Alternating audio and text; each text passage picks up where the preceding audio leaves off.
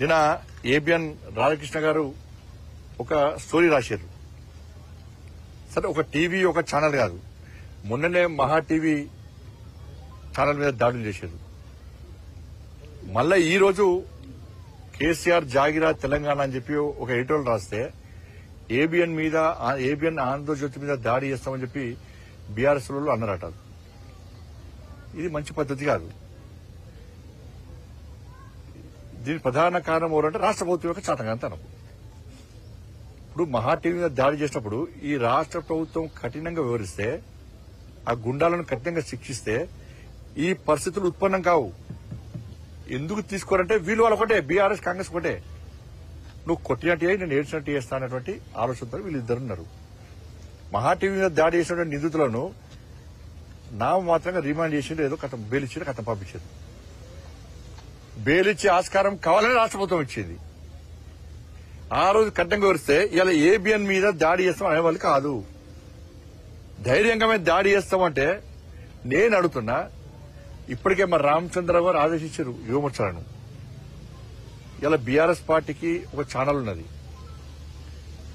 ఇలా ఏబిఎన్ మీద మీరు దాడి చేసి చూపెట్టండి, ఏబిఎన్ మీద దాడి చేసి చూపెట్టండి. చుక్కలు చూపెడతారు మా వాళ్ళు. యువమోర్చా కార్యకర్తలు రెడీ ఉన్నారు.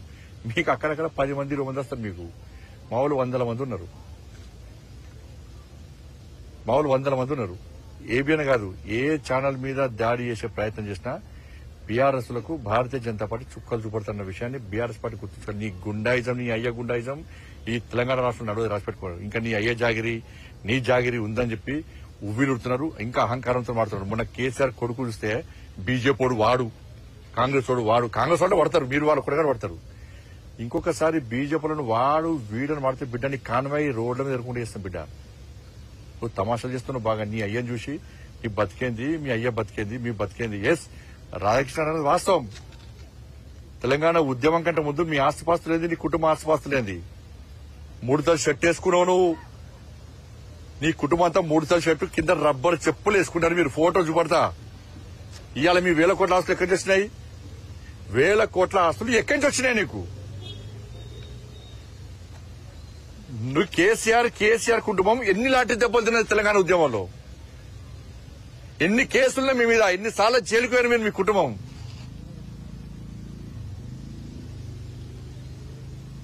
తెలంగాణ రాష్ట్రం అప్పుల పాలైంది.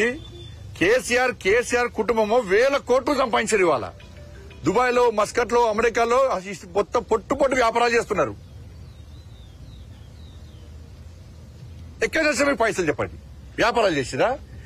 ఇలా ఉద్యమ సమయంలో ఈ కేసీఆర్ అనే వ్యక్తి ప్రచారార్థం లోన్ తీసుకుంటే, లోన్ కట్టకుంటే ఈయన మెడల్ పట్టి కింద దించి ప్రచారార్థం కూడా కూర్చుకపోయారు.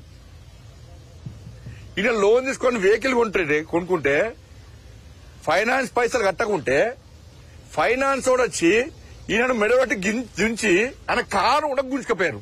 ఫైనాన్స్ పైసలు కట్టలేని స్థితిలో ఉన్న కేసీఆర్ కుటుంబం ఇలా ఇన్ని 1000 కోట్ల రూపాయలు ఎక్కడి నుంచి వచ్చినాయి? నా కొడుకన్నా ఒక కాస్ట్లీ షర్ట్ వేసుకుంటే ఈ లుచ్చాగాళ్ళు, ఈ ఫాల్తీగాళ్ళు సోషల్ మీడియా పెట్టి ట్రోల్ చేసిన కేసీఆర్ కొడుకు ఎవరితో కొట్లాడుతాడో తెలుసా మీకు? కేసీఆర్ కొడుకు మా కొడుకుతో కొట్లాడతాడు. కేసీఆర్ కొడుకు నా కొడుకుతో కొట్లాడతాడన్న. మన స్థాయి గది అనే స్థాయి. కేసీఆర్ కొడుకు స్థాయి గది. అంటే మా పిల్లల గారు బట్టలు వేసుకోవద్దన్నా, కాస్ట్లీ బట్టలు వేసుకోవద్దన్నా, షూ వేసుకోవద్దన్నా, బండ్లు కొనుక్కోద్దన్నా, బిచ్చపులొక్క తిరగాలన్నా. మేము మా పిల్లలు ఒక్క కాస్ట్లీ షర్ట్ వేసుకుంటే బండి సంజయ్ 1000 కోట్లు సంపాదించిన ప్రచారం చేస్తాను ఈ ఫాల్తీగాళ్ళు సోషల్ మీడియాలో. నేను కొనక్క మొన్న ఇల్లు కొనుక్కున్నా. నేను సవాల్ చేస్తున్న కేసీఆర్ కుటుంబాన్ని, కేసీఆర్ కొడుకును, నువ్వు, నీ అయ్య, మీ అమ్మ, మీ భార్య, పిల్లలందరూ రండి, ఏ గుడో పోదాం. నేను మా కుటుంబంతో సహా వస్తానని ప్రమాణం చేద్దాం. బినామీ ప్రాపర్టీస్ కూడా ప్రమాణం చేయాలి. బినామీ ప్రాపర్టీస్ కూడా ప్రమాణం చేయాలి. ఇలా రాధాకృష్ణ గారు మాట్లాడేది గదే మాట్లాడేది. ఇలా ఆ రోజు ఆంధ్రజ్యోతి దినపత్రిక మీ అయ్య ఉద్యమం చేయకుండా కూడా, మీ అయ్య తాగి ఫామ్ హౌస్ లో అన్నా కూడా తెలంగాణ ఉద్యమకారునిగా చూపెట్టింది ఆంధ్రజ్యోతే. ఏబిఎన్ ఆంధ్రజ్యోతి చూపెట్టింది ఆ రోజు ఏబిఎన్ మంచిది కాదు. ఆ రోజు మంచిది ఏబిఎన్, మంచి పత్రిక, మంచి ఛానల్. దమ్మున్న ఛానల్ అప్పుడు. కానీ ఇప్పుడు మాత్రం మంచిది కాదు.